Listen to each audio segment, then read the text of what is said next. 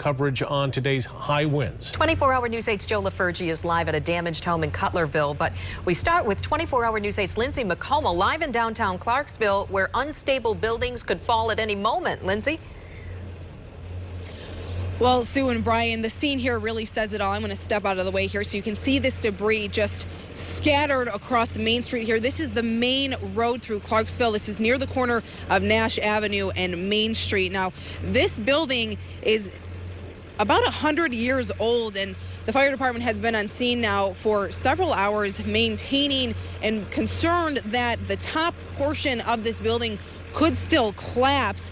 The area they're monitoring are the top windows that are just standing, and they said that they cannot start their cleanup process yet because they are concerned that that is still going to collapse. They have this whole road blocked off. They are asking people to avoid the area. And I did speak with the fire chief earlier about just how grateful and lucky they are that this historic building, when it collapsed, that no one was inside and no one was hurt. Fortunate that about a week and a half ago there was a library in the bottom of this, and the other part they were going to open up into a restaurant.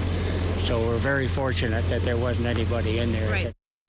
And again, the fire department is still on scene here monitoring the top portion of this building. Again, they are trying to reiterate to people to stay out of this area. This area is also dealing with a lot of power outages. We are right across from a Marathon gas station, so a lot of people are coming here to try to get gas for their homes and whatnot and things they need to deal with that power outage. But the fire department, again, trying to urge people to at least avoid this area because they are concerned that they will deal with more damage here at this building. We are going to keep an eye on it and have another live update coming up at 7 o'clock. Reporting live in Clarksville, Lindsay McComo, 24-hour News 8. All right, Lindsay, we'll continue to monitor that situation in Clarksville. Well, this is one of Consumers Energy's largest power outages of all time. Here's a look at the latest power outages in the area. There are 217,000 Consumers Energy homes and businesses without power statewide. More than 100,000 of those are in West Michigan. Roger Morgenstern told us at 5 that there are crews from Ohio, Indiana, and Kentucky here to restore power. We're told it will take until Sunday to get power restored to all customers. 24-hour News 8's Joe LaFurgey continues our team coverage now live from Kent County. Joe? Well, as you can see, the cleanup has begun here at this home in Cutlerville, Sue. Trees and roofs seem to be among the biggest casualties of today's wind. This one dropped about noon.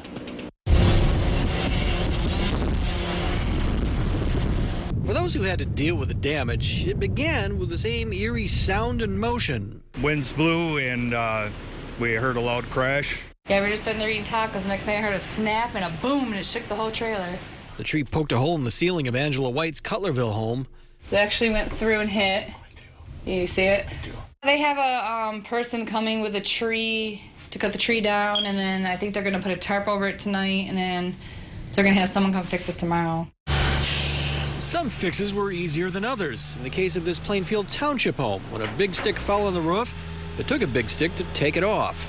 I think we'll probably have to make 2 different cuts and rope it correctly so as not put extra pressure on things that aren't broke. Busy today? Yes, sir. Definitely a high wind in the area, and I expect to be a lot more work available for us today. Despite the damaged roofs, the blocked roadways, the dark traffic lights, there was consensus among most. Could have been a lot worse. Concern tonight is what the wind may have loosened up that could fall later on.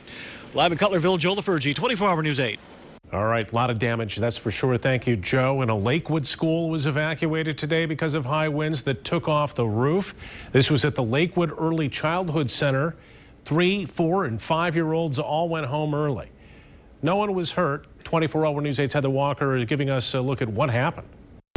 High winds continue tonight. You can see this damage behind me. This is the roof. Witnesses say it was ripped off in a matter of seconds, and debris is continuing to fly tonight.